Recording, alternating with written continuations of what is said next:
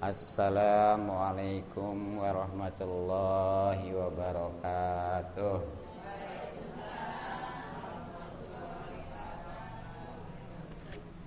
Bismillahirrahmanirrahim. Wassalatu wassalamu ala Rasulillah wa ala alihi wa sahbihi wa mawalah. Amma ba'du, faqad qala Allah Ta'ala fil Qur'anil Karim. A'udzu billahi minasyaitonir rajim. Bismillahirrahmanirrahim. Yarfa'illahu alladhina amanu minkum walladzina utul ilma darajat. Al-ayah. Rabbi shrah li sadri, amin. Wa yassir li amri wa hlul 'uqdatam min lisani yafqahu qawli. Allahumma rzuqna fahman nabiyyin wa hifdzal mursalin wa ilhamal malaikatil muqarrabin. Allahumma inna nas'aluka ilman nafi'a wa amalan mutaqabbala wa rizqan halalan thayyiban katsiran mubarakan fi walhamdulillahi rabbil alamin. Jamaah majelis salim yang mudah-mudahan kita semua selalu dimuliakan dan diberikan taufik serta hidayah terpetunjuk oleh Allah Subhanahu wa taala. Mudah-mudahan kumpulan kita dirahmati dan diberkati serta diridhoi oleh Allah Subhanahu wa taala, juga mendapatkan pahala yang besar dan yang banyak dunia lebih-lebih akhirat. Amin ya rabbal alamin.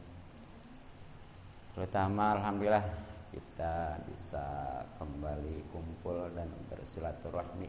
Mudah-mudahan rezeki kita dimudahkan dan dibanyakan serta diberkahkan. Umur kita dipanjangkan dalam keadaan sehat dan batin.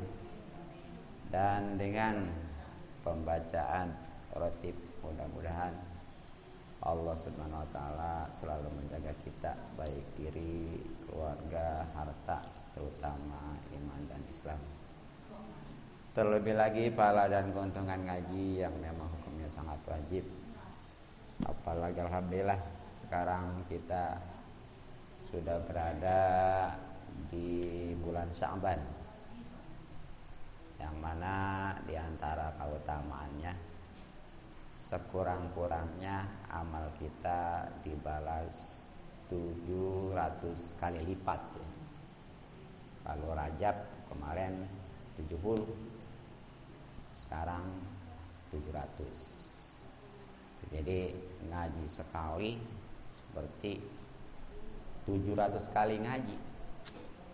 Itu kalau dibagi per pekan berapa puluh tahun ya. Ya kemarin Rajab aja yang 70 itu hampir 2 tahun. Tapi jangan mentang-mentang gitu ngaji sekali doang lagi. Justru harus kita manfaatkan ya segala amal ibadah, terutama membaca sholawat. Kemudian tingkatkan kualitas sholat dengan ilmu pastinya. Ya, terlebih lagi memang dasarnya adalah ngaji ya. Nah, untuk lebih jelas tentang arti Sya'ban dan amalan keutamaannya, kemudian amalannya juga keuntungannya, itu ada ya di YouTube yang judulnya arti keutamaan dan amalan bulan Sya'ban. Maka dari itu mari kita kembali kaji kitabnya. Nah, sebagai persiapan untuk ibadah di bulan Ramadan, khususnya puasa ya, maka kita kaji. Makanya kajian kita kembali ke belakang ya, kita ngingetin yang punya dan bawa kitabnya, dibuka halaman 36. Halaman 36 ya. di barisan kelima dari atas atau dari bawah juga sama. Tepatnya di situ ada paslun wa yajibu shaumu Ramadan. Shaumu sehari Ramadan. Ya mari kita baca bersama. Qala al-musannif rahimahullah ta'ala wa nafa'ana bihi wa bi ulumihi wa madan bi asrari bidarain. Amin ya rabbal alamin. Bismillahirrahmanirrahim. A'udzu billahi minasyaitonir rajim. Bismillahirrahmanirrahim. Alhamdulillahi rabbil alamin arrahmanir rahim maliki yaumiddin. Iyyaka na'budu wa iyyaka nasta'in. Ihdinas siratal mustaqim. Siratal ladzina an'amta 'alaihim ghairil maghdubi 'alaihim waladdallin. Bismillahirrahmanirrahim. Paslun. Iya hiji pasal. Wa yajibu wajib shaum syahri ramadhana puasa bulan Ramadan ala kulli muslimin kasaban-saban jalma muslim mukallafin anu mukallaf wala yasihhu jeung henteu sah puasa min haidin ti anu haid wa nufasaa jeung anu nifas wa yajibu jeung wajib alaihima ka anu haid jeung nifas al qada'u qada wa yajuzu jeung menang al fitru buka limusafirin ka anu musafir saparo qasrin lawan safar qasar wa illam yasyukka jeung senajan henteu masakat alaihi kamanehna as-saumu puasa walimaridin jeung kanu gering wa hamilin jeung anu reuneuh wa murdiatin jeung anu nyusuan ya syukku anu masakat alaihim kamaranehana masakotan kelawan masakat lata tamilu anu henteu nanggung alfitro kanu kana buka islah segitu bela dalam kurang mah nambah. Jamaah majelis salim adanallah, itulah terjemah atau logat Sundanya ya. Sekarang Indonesia, dan insya Allah penjelasannya yang jelas tentang puasa sebagai bekal untuk beberapa pekan mendatang, karena kita akan menyongsong atau berada di bulan Ramadan ya. Faslun,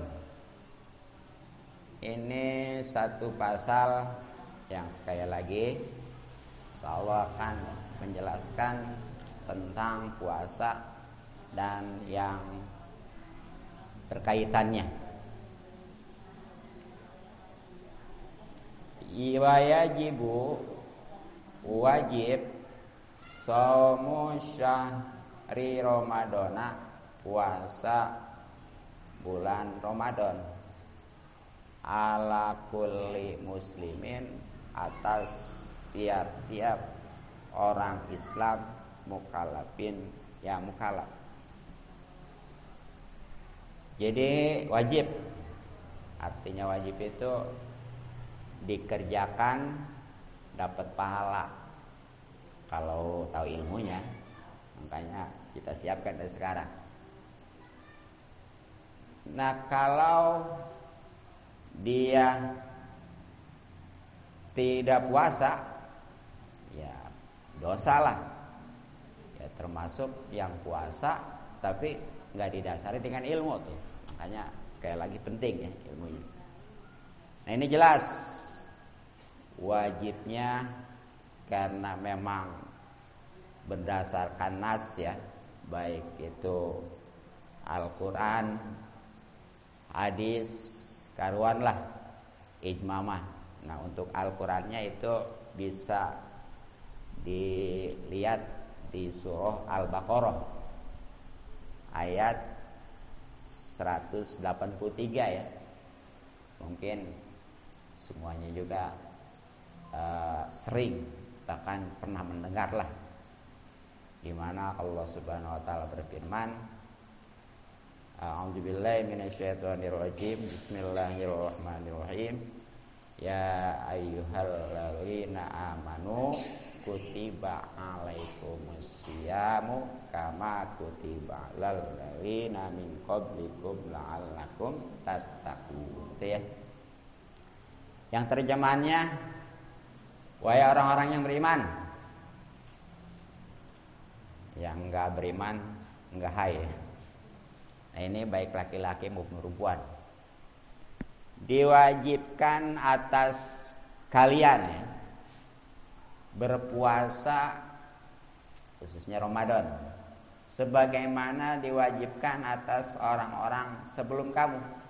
Jadi yang namanya puasa Ramadan ini sebenarnya mah bukan hanya untuk umat Nabi Muhammad khususnya kita, tapi umat-umat sebelum juga sama pada puasa. Bahkan ya umat-umat sebelumnya mah puasanya sampai ada yang setahun gitu ya. Nah, kita alhamdulillah hanya sebulan ya. Tuh. Nah, tujuannya itu agar menjadi orang-orang yang bertakwa. Kalau udah bertakwa, insya Allah lah, pokoknya mah selalu diberikan jalan keluar dan diberikan rezeki yang tidak disangka-sangka. Ya, terutama insya Allah kita akan selamat ya menuju surganya Allah Subhanahu Wa Taala. Nah, karena sekali lagi berdasarkan nas baik Al-Quran, hadis maupun ijma ya, makanya kalau orang mengingkari kewajiban puasa itu bisa kufur. Nauzubillah min dzalik. Nah, bagaimana kalau dia nggak mengingkari, hanya malas saja gitu? Nah, itu kudunya mah ditangkap, dipenjara. Tuh, itu tugas Satpol PP ya. Jadi dia razia tuh ke pasar-pasar kudunya kalau bulan Ramadan. Kalau ada di warteg yang kelihatan kakinya doang tuh ya, tangkap. Nah, itu di penjara. Tapi di penjaranya dia hanya nyampe maghrib. Nanti maghribnya dilepas lagi. Ya besok kalau ketahuan lagi, tangkap lagi. Maghrib mah lepas lagi, itu aja. Nah selama di penjara tuh nggak dikasih makan, nggak dikasih minum. Iya. Ya tujuannya apa? Satu, supaya dia ngerasain orang puasa kayak begitu tuh. Ya. Ya keduanya, nah dia itu ngehargain yang puasa. Jangan sebaliknya, yang puasa suruh ngehargain yang enggak puasa ya. Ada kan dulu ya? Iya, orang bukannya yang enggak puasa ngehargain orang yang puasa, malah orang yang puasa suruh ngehargain yang enggak puasa. Dari mana undang-undangnya itu ya? Alhamdulillah men. Ya gitu ya. Terus ketiganya kan dia malu ya. Deh, ketangkap lagi. Nah, besok puasa dah. Jadi kepaksa juga nggak apa-apa, masih mending ya.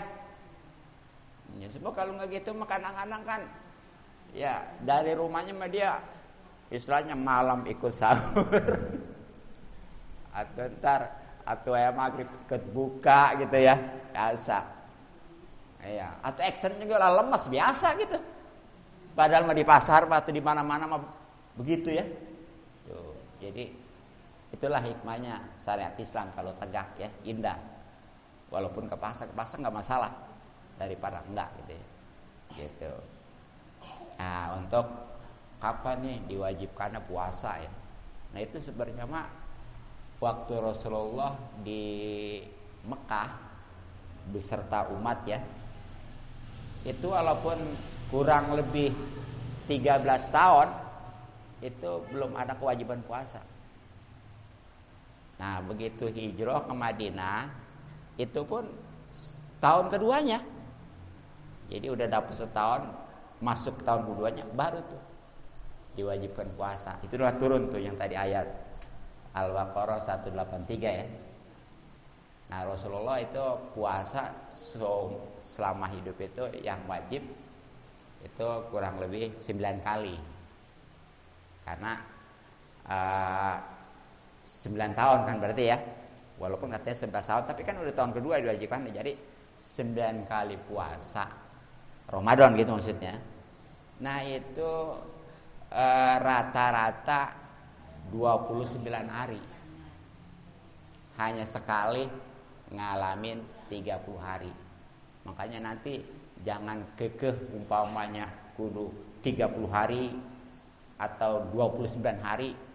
Pokoknya mah kalau udah sebulan udah. Oke. Nah, terus patokannya gimana? Udah nanti kita tunggu aja hasil ru'yat ya. Iya, enggak usah pusing-pusing. Ono mah ngeduluin. Enggak usah gitu deh pokoknya mah. Kalau berdasarkan ru'yat mah itu untuk semua. Terus itu kadang-kadang ada yang suka ngikutin kiai gitu ya. Atas dasar hisab bahasanya. Enggak masalah sih, asal dianya ahli hisabnya itu memang artinya ahli, enggak pernah meleset hitungannya. Kedua, dianya percaya. Tuh. Nah, untuk kiainya tuh nggak boleh ngajak-ngajak, nggak boleh. Jadi kalau yang boleh hisab mah itu hanya untuk sendiri. Ya tadi, kalau memang ada umpamanya murid yang nanya gitu ya, ataupun pengikut yang nanya, dia jawab. Nah kemudian itu yang nanya itu percaya, ngikutin, nggak apa-apa. Tapi kalau ngajak nggak boleh. Nah kalau berdasarkan ru'yat mah tuh tadi tuh ya. Umum. Nah karena memang di sana juga jelas Rasulullah bersabda sumu ya li ruyatil hilal wabtiru bih gitu ya. Jadi puasalah karena ngelihat hilal dan bukalah lebaran maksudnya. Itu juga karena hilal juga gitu ya. Walaupun tadi berdasarkan hisab boleh memang, tapi ketat syaratnya gitu. Gitu aja ya. Nah, itulah intinya di antara syarat wajib puasa tuh ya. Jadi hukumnya puasa Ramadan itu wajib.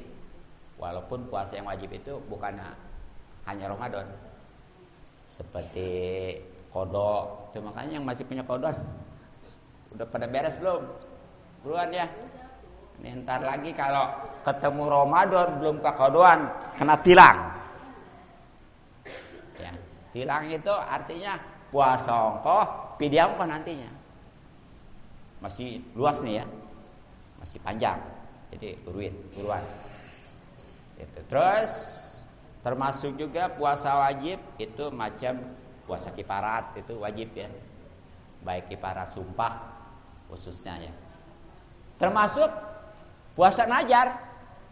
Najar itu tadinya sunnah seperti Senin Kemis. Ya seperti umpamanya gini.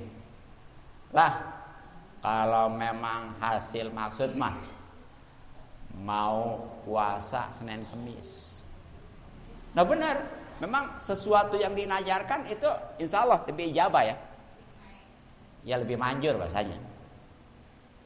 Nah terpenuhi itu, maka dia wajib tuh puasa Senin Kemis yang tadinya sunnah karena dinajarin itu jadi wajib. Nah, itu bukan Ramadan aja.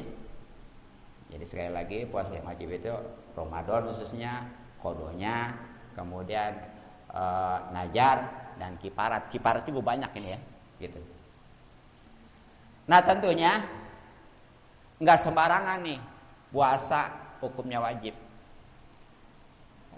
Ini yang khususnya ya, sebagaimana tadi dikatakan ala kulli muslimin, atas tiap-tiap orang Islam, baik laki-laki maupun perempuan, sebagaimana tadi di ayat ya.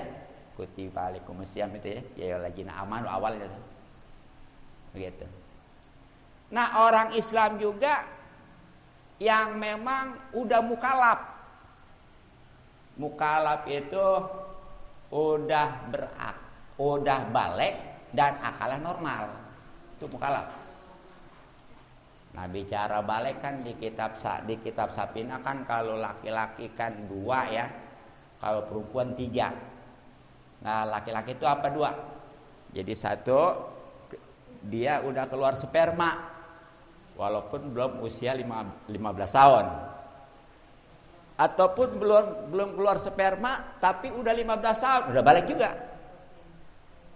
Hitungannya untuk 15 tahun ini bukannya tahun Masehi tapi tahun Hijriah. Makanya walaupun umpamanya anak kita udah ada aktenya ya, seperti akte lahir maksudnya gitu, yang semuanya kan pasti dengan tahun Masehi ya, nggak ada di akte lahir 1 Ramadan, nggak ada kan ya, nggak ada. Nah tapi kita kudu punya catatan di rumah, jadi nanti supaya ketahuan nih 15 tahunnya, sebab antara Masehi dengan Hijriah itu setiap tahunnya beda 11 hari. Nah, kalau 15 tahun itu kalau menurut tahun Masehi mah baru. Ternyata menurut tahun Hijriah mah itu udah kurang lebih 4 bulan lebih ya. Jadi dianggapnya mah baru balik aja, padahal mah tuh selama 4 bulan lebih ya, itu dia udah balik, udah kewajiban puasa segala apa tuh. Nah, itu kalau laki-laki. Kalau perempuan tambah 1 lagi ciri baliknya apa? Head. Ini sama dengan keluar sperma, artinya walaupun belum usia 15 tahun, kalau udah haid mah seperti usia 10 tahun gitu ya.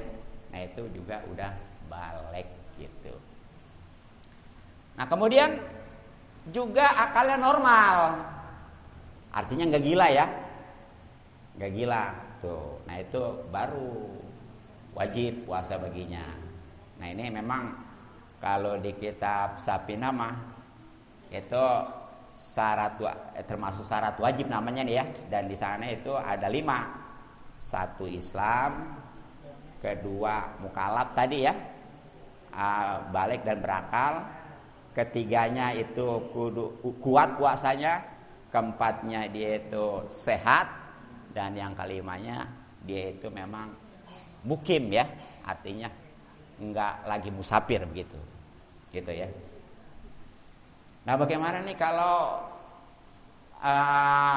orang itu bukannya Islam, terus juga belum balik, ataupun akalnya nggak normal gitu ya, gila. Nah itu kalau memang kafirnya kafir asli, dia nggak wajib puasa, nggak wajib, ya, karena dia bukan ahli niat. Tapi dia nanti bakal di akhirat disiksa gara-gara nggak puasa, termasuk sholat ya. Dia memang nggak wajib sholat, tapi disiksa nanti. Apa sebabnya? Sebab orang kafir asli itu dituntut untuk masuk Islam. Nah dengan dia nanti masuk Islam, itu dia wajib puasa, wajib sholat. Makanya walaupun nggak wajib bagi orang kafir asli, puasa khususnya, sholat ya, itu tetap nanti di akhirat bakal disiksa. Nah itu kalau kafir asli. Emang kafir asli yang gimana? Jadi kafir ini ada dua, ada asli, ada KW. Kalau yang asli gitu tuh, bapaknya kafir, emaknya kafir, otomatis dia anaknya kafir. Nah sekarang bagaimana nih? Kalau padahal bapaknya Islam, emaknya Islam, kan sebenarnya mah Islam ya anaknya ya. Tapi ternyata begitu udah balik, naudzubillah, dia keluar dari Islam, yang namanya murtad. Kan udah panjang lebar ya di kitab ini ya. Sebab murtad itu bisa dengan kata-kata, dengan tekad, bahkan dengan perbuatan yang banyak ya. Nah itu namanya kafir KW, palsu ya, murtad, naudzubillah. Nah kalau orang kafir palsu mah puasa wajib tetap, tapi nggak sah, karena dia udah ada ini kekafiran. Nah makanya ya, nanti kalau dia balik lagi ke Islam, wajib qodho. Tuh. Puasanya, sholatnya, pokoknya segala kewajiban yang memang tidak dia kerjakan waktu dia murtad karena dikerjakan juga nggak sah, itu ketika dia kembali lagi ke Islam, wajib kudu qodho. Insya Allah ya, amal-amal yang dulu dia pernah kerjakan itu bisa di kembali lagi gitu ya. Tapi kalau masuk Islam lagi mah nanti kudu ngodoin puasa, terutama sholat yang nggak ada perenya kan, sholat mah ya, puasa mah setahun kan nggak sebulan. Akhirnya dia udah nggak masuk Islam lagi. Tuh, walaupun dia amalnya banyak karena waktu Islamnya dia memang dia itu rajin ibadahnya, itu angus semuanya. Ya. Istilahnya matinya suul khotimah. Karena nggak ada amalnya, walaupun tadinya banyak hapus, maka di akhiratnya nanti bukan sekedar dia masuk neraka, tapi jadi penghuni neraka. Itu udah nggak ada hitungannya gitu. Kalau orang kafir asli mah tadi sebaliknya. Jadi walaupun dia nih ya, waktu kafir nggak pernah sholat, nggak pernah puasa, karena memang dia memang nggak wajib, walaupun nantinya di akhiratnya disiksa ya. Tapi kalau dia masuk Islam, itu semuanya dosanya, termasuk apapun gitu dosanya, itu semuanya hapus. Itu makanya orang-orang kafir mah tuh kalau yang masuk Islam ya, yang mualaf itu karena memang nggak ada dosanya ya, itu kadang-kadang kalau memang dia mau belajar cepat bisa, cerdas ya. Nggak, jangan aneh kalau katanya dia mah baru juga mualaf belum lama tapi udah jadi ustad, udah jadi ustazah. Ya karena memang nggak ada dosanya tuh. Itu jadi keuntungannya tuh kalau orang kafir yang masuk Islam. Tapi kalau yang mau Islam jangan coba-coba ya. Iya. Nah, wajibillah men. Nah, jadi itu masalah kafir. Terus tadi kalau orang yang belum kalau yang wajib juga tadi yang udah balik ya. Sekarang bagaimana kalau belum balik? Itu nggak wajib. Jadi nggak puasa juga nggak dosa.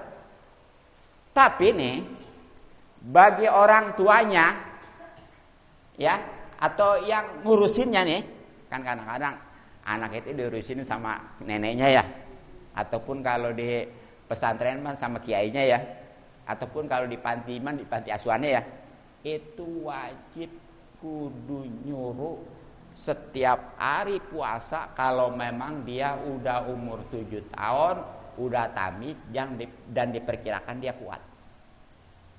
Itu wajib disuruh tiap hari. Ya masalah anak mau puasa kagak, memang belum dosa. Yang pentingnya orang tuanya atau pengurusnya itu wajib kudu nyuruh tiap hari. Apalagi sholat mati tiap waktu. Dur asar, sholat ayo. Dur maghrib dan seterusnya gitu ya. Tuh, makanya ya anak itu hati-hati. Kalau memang hanya sekedar banyak anak, ya tikus sekali lahir berapa ya? Itu.